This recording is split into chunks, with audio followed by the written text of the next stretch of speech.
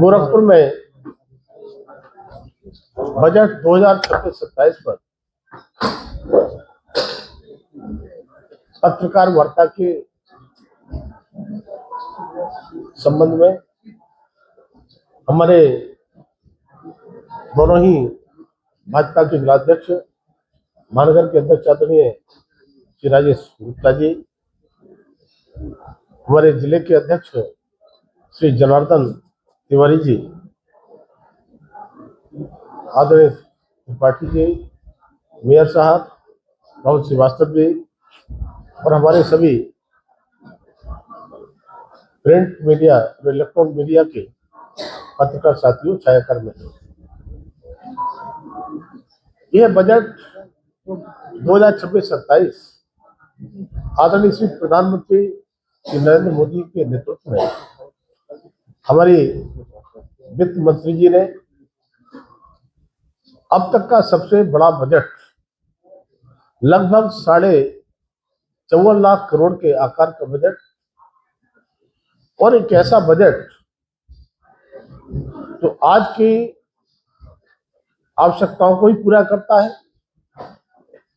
और साथ ही साथ वर्ष 2047 में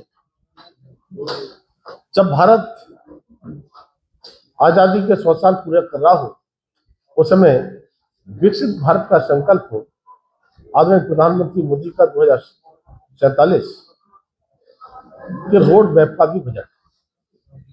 यह बजट युवाओं को पंख देने वाला बजट है। यह बजट किसानों को और महिलाओं को सशक्त करने वाला बजट है। यह बजट गरीबों को सशक्त करने वाला बजट है। यह बजट दिव्यांगजन और डीएनटी को भी सशक्त करने वाला बजट। यह बजट मिडिल क्लास से लेकर सभी को कहीं ना कहीं सशक्त करने वाला बजट है, और इसमें खास तौर से विकसित भारत 2047 की दिशा में एक मजबूत और आत्मविश्वासी कदम तो 3 मूल कर्तव्यों पर आधारित है। पहला है तेज और सतत आर्थिक वृद्धि, दूसरा है जन आकांक्षाओं की पूर्ति और क्षमता निर्माण, और तीसरा है प्रौद्योगिकी व आर्टिफिशियल इंटेलिजेंस के माध्यम से सुशासन। तब मैं कह सकता हूं कि आदरणीय प्रधानमंत्री के मार्गदर्शन में रिफॉर्म एक्सप्रेस जो भारत की अर्थव्यवस्था को नई गति देने का काम कर रहा है, और 350 से भी अधिक सुधार, रेगुलेशन, अनुपालन बोझ में कमी, विश्वास आधारित शासन ने भारत को एक भरोसेमंद वैश्विक आर्थिक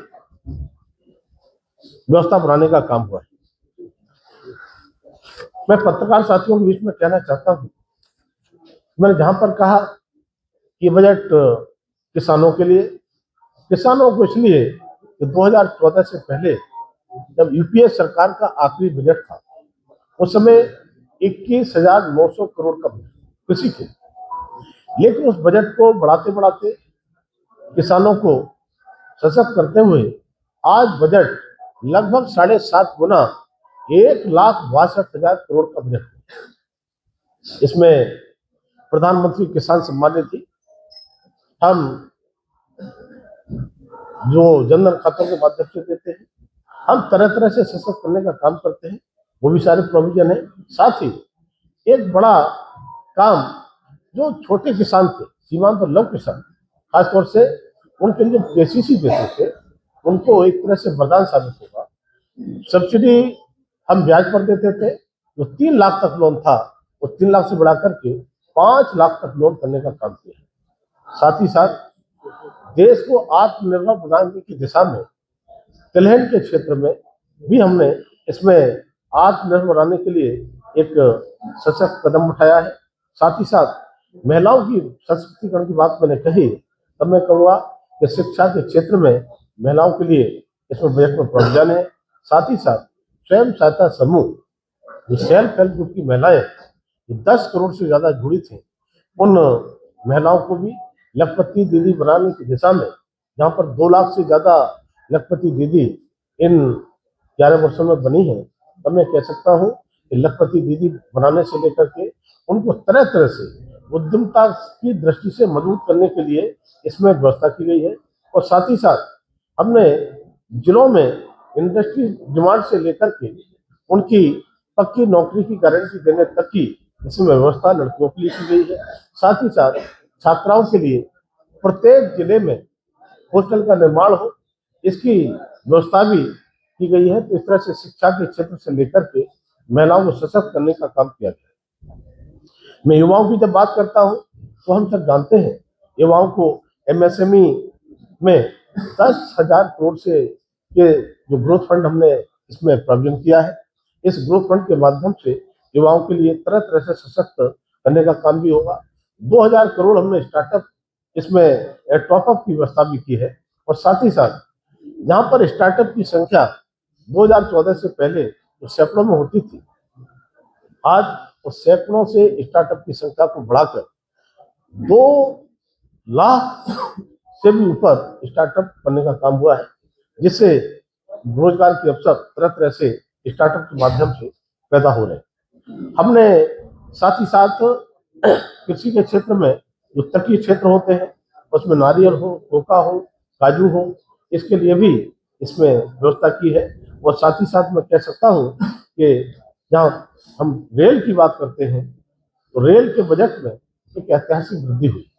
आज 2,78,000 करोड़ की इस रेल बजट में व्यवस्था हुई है, जिससे हमने रेल मंत्री के नेतृत्व में रेल के क्षेत्र में तरह तरह से उनको आगे बढ़ाने का काम किया है।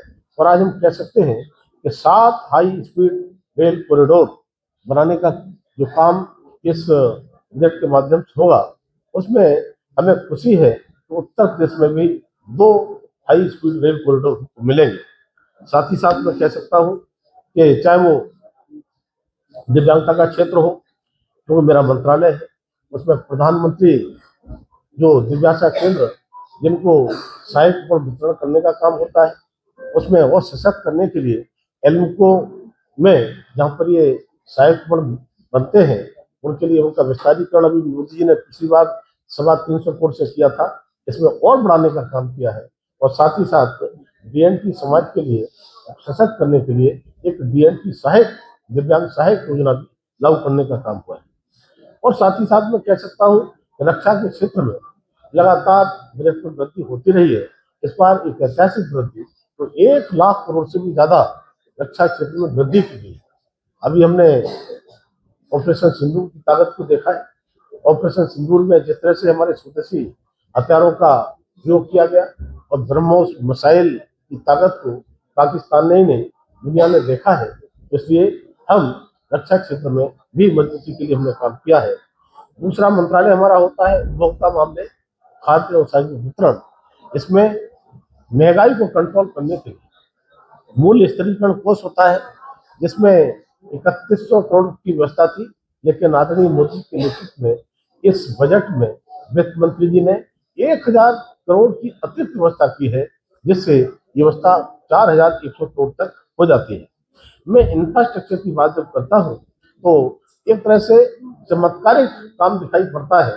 जहाँ 2014 से पहले इंफ्रास्ट्रक्चर चाहे वो रोड का हो, चाहे बिजली का हो, चाहे अन्य हो, उनमें जहाँ पर केवल 2 लाख करोड़ तक की व्यवस्था होती थी, आज मोदी जी ने बढ़ाते इसको 12 लाख करोड़ तक की व्यवस्था करने का काम किया है।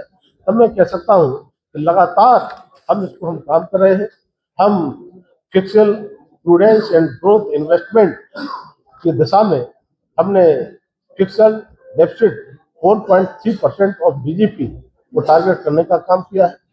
और ये अनुशासित रास्ता खर्च को नियंत्रित रखते हुए विकास के लिए आर्थिक संसाधन सुरक्षित रखने का काम करेगा। भारत का विकास अब अभूतपूर्व गति और अनुशासित खर्चे से हो रहा है और आगे भी होगा। पब्लिक कैपेक्स फिर तेज, यानी इसमें जैसे मैंने बताया अभी तो 12.2 लाख करोड़ कैपेक्स तो एक दशक से लंबे इंफ्रास्ट्रक्चर विजन को जारी रखता है। युवाओं के लिए जॉब्स, टीयर 2, टीयर 3 भारत के लिए अवसर। मोदी जी के शासन में सड़क, रेल, एयरपोर्ट, ऊर्जा आदि सेक्टर में यूपीए जैसी आर्थिक तंगी से नहीं गुजरेंगे। लगातार जो बढ़ रहा है और तेजी के साथ में काम बढ़ेगा। और साथ ही साथ मैन्युफैक्चरिंग क्षेत्र में अगर मैं कहूँ तो इसमें जो बायो फार्मा शक्ति है, इसमें 5 वर्ष में 10,000 करोड़ भारत को ग्लोबल बायो फार्मा हब बनाने के लिए ये व्यवस्था की है। इसमें एक्सपेंशन 1,000 क्लिनिकल ट्रायल साइट्स मजबूत, इनको साइंटिफिक कैडर के लिए, युवाओं के लिए हाई क्वालिटी के कैसे मैन्युफैक्चरिंग जॉब्स मिले, इसके लिए भी इसमें व्यवस्था की है। साथ ही साथ सेमी कंडक्टर में 2.0 में इसमें इसको भी आगे हमने मजबूत करने के लिए पूरी तरह से काम किया है। किसी भी तकनीकी क्षेत्र में भारत दुनिया में किसी देश से पीछे न रहे, ये हमारी टेक्नोलॉजी और ज्यादा स्वदेशी वर्ल्ड क्लास की टेक्नोलॉजी होगी, इसमें ये व्यवस्था भी की है। और साथ ही साथ हम कह सकते हैं कि लगातार जिस तरह से एसएमई मैंने बात की, एसएमई की, तो 10,000 करोड़ प्लस टॉपअप 2,000 करोड़ की व्यवस्था से हम चैंपियंस बनने के लिए इक्विटी सपोर्ट के माध्यम से ये सुनिश्चित होगा कि भारत के विकास में एमएसएमई और भी लगातार बराबर योगदान देते हैं। साथ ही कॉर्पोरेट मित्रास जैसे प्रोफेशनल बॉडीज के जरिए टायर 2 और टियर 2 और टियर 3 जो शहर रहते हैं, इसमें para professional support, micro enterprises के लिए कंप्लायंस कास्ट कम, अपने घर में, घर के पास शिक्षित और काबिल युवा स्थानीय अर्थव्यवस्था को बढ़ावा क्यों न दें। अब तक हम बाहर दूसरे देशों की तरफ देखते थे, लेकिन आज जो विदेश में हमारे लोग गए थे, वो भी भारत की अर्थव्यवस्था, भारत की को देख करके वापस आने के लिए विचार करते हैं। और मैं कह सकता हूँ इसमें चाहे कोस्टल कार्गो प्रमोशन हो, प्लस सीप लैंड की बात हो, कोस्टल इनलैंड शिपिंग शेयर को बढ़ाने के लिए स्वदेशी सीप लैंड मैन्युफैक्चरिंग, रीजनल इंडस्ट्री और टूरिज्म कनेक्टिविटी, इसके माध्यम से भारत की विदेशों पर निर्भरता कम होगी और रोजगार के अवसर बढ़ेंगे। मैंने इंफ्रास्ट्रक्चर रिस्क गारंटी फंड